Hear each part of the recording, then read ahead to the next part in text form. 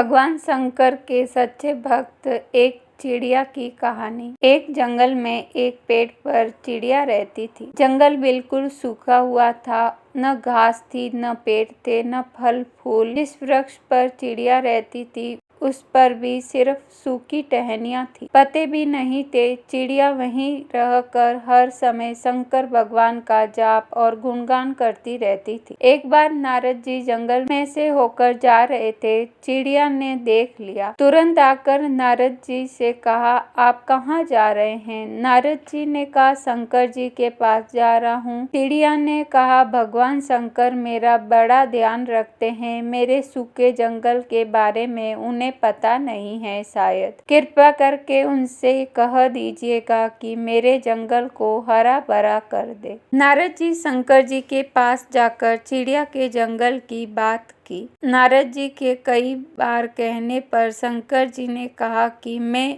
इसमें कुछ नहीं कर सकता हूँ। नारद, चिड़िया के भाग्य में 7 जन्म ऐसे ही सूखे जंगल में रहना लिखा है। नारद जी कुछ नहीं बोले और वहाँ से चले गए। कुछ समय बाद नारद जी फिर से वहाँ से निकले तो देखा जंगल बिल्कुल बदला हुआ था। जंगल हरा भरा, हरी घास, फूल, फल लदे हुए थे। चिड़िया का पेड़ फूलों और फलों से लदा था।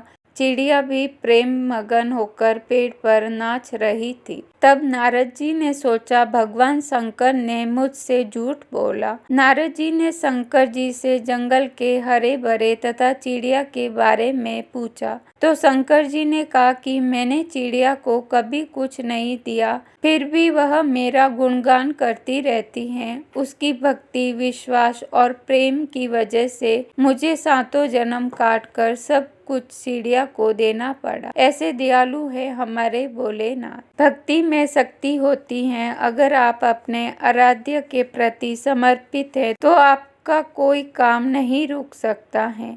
यहाँ तक कि भाग्य में खराब लिखा है तो वह भी अच्छा हो जाएगा।